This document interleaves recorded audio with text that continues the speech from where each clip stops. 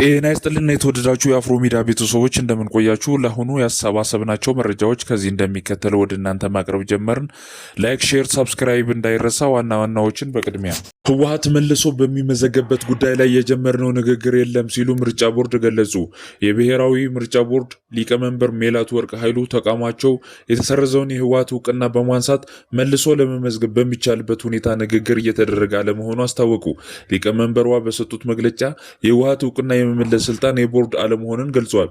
የህወሓት ጉዳይ ከፕሪቶሪያው የግጭት ማቆም ስምምነት ጋር የተገናኘ መሆኑን የጠቀሱት ወይዘሮ ሜላትወርቅ ጨምረውም እንደዚህ አይነት ፖለቲካዊ ጉዳዮች አግባብ ባለው መንገድ እንጂ በምርጫ ቦርድ በኩል የሚፈታ አይደለም ብለዋል።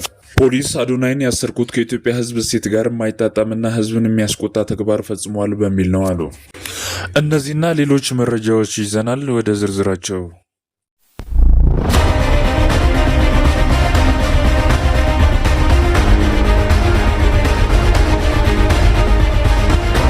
ህወሓት መልሶ በሚመዘገብበት ጉዳይ ላይ የጀመርነው ነገር የለም ሲሉ ምርጫ ቦርድ ገለጹ። የብሔራዊ ምርጫ ቦርድ ሊቀመንበር ሜላትወርቅ ኃይሉ ተቋማቸው የተሰረዘውን የህወሓት እውቅና በማንሳት መልሶ ለመመዝገብ በሚቻልበት ሁኔታ ንግግር የተደረገ አለመሆኑን አስታወቁ። ሊቀመንበሯ በሰጡት መግለጫ የህወሓት እውቅናን የመመለስ ስልጣን የቦርድ አለመሆኑን ገልጸዋል። የህወሓት ጉዳይ ከፕሪቶሪያው ግጭት ማቆም ስምምነት ጋር የተገናኘ መሆኑን የጠቀሱት ወይዘሮ ሜላትወርቅ ጨምሮም እንደዚህ አይነት ፖለቲካዊ ጉዳዮች አግባብ ባለው መንገድ እንጂ በምርጫ ቦርድ በኩል የሚፈታ አይደለም ብለዋል። ህወሓት በተሻሻለው የፖለቲካ ፓርቲዎች አዋጅ መሰረት እንደገና መመዝገብ የነበረበት ቢሆንም ባለመመዝገቡ በምርጫ ቦርድ ከፖለቲካ ፓርቲነት መሰረዙ ይታወሳል። ይሁንና የህወሓት ቃል አቀባይ ባለፈው ሳምንት በሰጡት ቃለ ምልልስ የፌዴራል መንግስቱ ምርጫ ቦርድን እንደ መስሪያነት በመጠቀም በትግራይ ክልል ውስጥ አዲስ ፖለቲካዊ አሰላለፍ የመሰረት ስትራቴጂካዊ እያራመደ መሆኑን ገልጸዋል። የኢትዮጵያ ፌዴራል ፖሊስ አዶናይ ብርሃነ ኃይለ ሚካኤል የተባለውን ተጠርጣሪ በቁጥጥር ስር አውሎ ምርመራ እያጣራ መሆኑን ዛሬ ታህሳስ 1 ቀን 2018 ዓ.ም አስታወቀ። የፖሊስ መግለጫ እንደሚያመለክተው የቲክቶከር አዶናይ ብርሃነ መታሰር ሰሞኑን ከመልካም ስነ ምግባርና ከኢትዮጵያውያን ባህል ያፈነገጠ አለባበስ ለብሶ በአደባባይና በቴሌቪዥን የቀጥታ ስርጭት ላይ ከታዩ 5 ግለሰቦች ጉዳይ ጋር ቀጥታ ግንኙነት አለው በሚል ነው። ፖሊስ ተጠርጣሪውን በቁጥጥር ስር ያዋለበት ምክንያት ሲያስረዳ ግለሰቡ ከሌሎች ተጠርጣሪዎች ጋር በመሆን ከኢትዮጵያ ህዝብ እሴት ጋር የማይጣጣምና ህዝብን የሚያስቆጣ ተግባር ፈጽሟል በሚል ነው። በተለይም ክስተቱ በቴሌቪዥንና የቀጥታ ስርጭት የታየ መሆኑ ጉዳይን ይበልጥ አነጋጋሪ አድርጎት ነበር። ፌዴራል ፖሊስ በሰጠው መግለጫ አንዳንድ ግለሰቦች ሚዲያዎች ኃላፊነት በገደለው መልኩ በመጠቀም ለዝናና ለገንዘብ ሲሉ ትውልድን የሚጎዳ ተግባራት እየፈጸሙ መሆኑን ወንጅሏል። እውቅናና ገንዘብ ለማግኘት ብቻ በማሰብ በተለይ ወጣት ትውልዱ በመልካም ስነ ምግባር ተቀርጾ ሀገሩን የሚጠቅም ተግባር እንዳያከናውን እና በተቃራኒ በትውልድ ላይ ርካሽ ባህልን ለመጫን የሚያደርገው ተግባር ተቀባይነት የለውም ያለው ፖሊስ ይህንን ለመከላከል የጀመረው የምርመራና የቁጥጥር ስራ አጠናክሮ እንደሚቀጥል አስጠንቅቋል። ፖሊስ በጉዳዩ ላይ እያደረገ ያለው ምርመራ ሲያጠናቅ ዝርዝር መረጃ ይሰጣል ተብሎ ይጠበቃል። በዓለም አቀፍ ደረጃ ቅናሽ ያሳየው ነዳጅ በኢትዮጵያ ውስጥ በድጋሚ ጨመረ። በያዝነው የፈረንጆች ዓመት 2025 ነዳጅ በዓለም አቀፍ ገበያ መረጋጋት ያሳየበት ነው። ለዓለም አቀፍ የነዳጅ ዋጋ ቁልፍ መለኪያ ተደርጎ የሚወሰደው የብሬንት ድፍድፍ ነዳጅ በጃንዋሪ ወር በበርሚል 79 የአሜሪካ ዶላር የነበረ ሲሆን አሁን በያዝነው ወር ዲሰምበር ወደ 62 የአሜሪካ ዶላር ወርደዋል። ይህም በአንድ ዓመት ውስጥ በ21% ቅናሽ ማሳየቱን የሚያመለክት ነው። ለዚህም ደግሞ ከኦፔክ ውጭ የሆኑ ሀገራት ምርት ማቅረባቸው፣ የኦፔክ አባል አገራት ምርታቸው ላይ ማስተካከያ መደረጋቸውን፣ በዓለም ደረጃ በተለይ በቻይና የነዳጅ ፍላጎት እየቀዘቀዘ መምጣቱ እንደ ምክንያት ይጠቀሳል።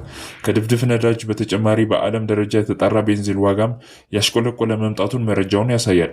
ነገር ግን በኢትዮጵያ ሁኔታዎች ተቃራኒ መልክ ይዟል። በያዝነው የፈረንጆች ዓመት በተከታታይ የነዳጅ ዋጋ ላይ ጭማሪ የታየ ሲሆን ከጃንዋሪ እስከ ሜይ ወር ባለው ጊዜ በቤንዚን ላይ 34%፣ በናፍጣ ላይ ደግሞ 29% ጭማሪ ተደርጓል። የኢኮኖሚክ ተንታኞች ለዘሀበሻ እንደገለጹት ለዚህ ምክንያት የሆነው መንግስት በነዳጅ ላይ የሚያደርገውን ድጎማ ማንሳቱን፣ የብር ዋጋ ማሽቆልቆሉን ናቸው።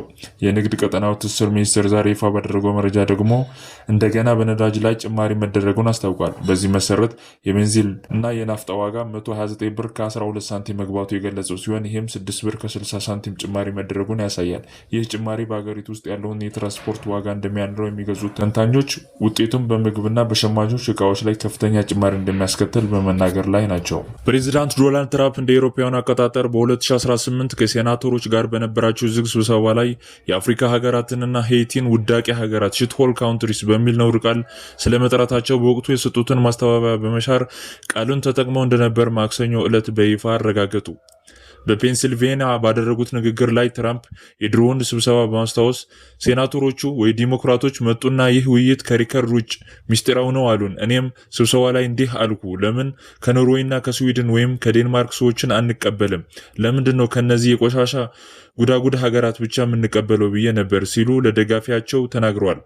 ፕሬዝዳንቱ በንግግራቸው አፍጋኒስታንና ሄይቲን እና ሶማሊያን ሲኦልና አደገኛ ሲሉ የጠራቸው ሲሆን ከነዚህ ቦታዎች የሚመጡ ስደተኞች በቋሚነት አግዳለሁ ብለዋል።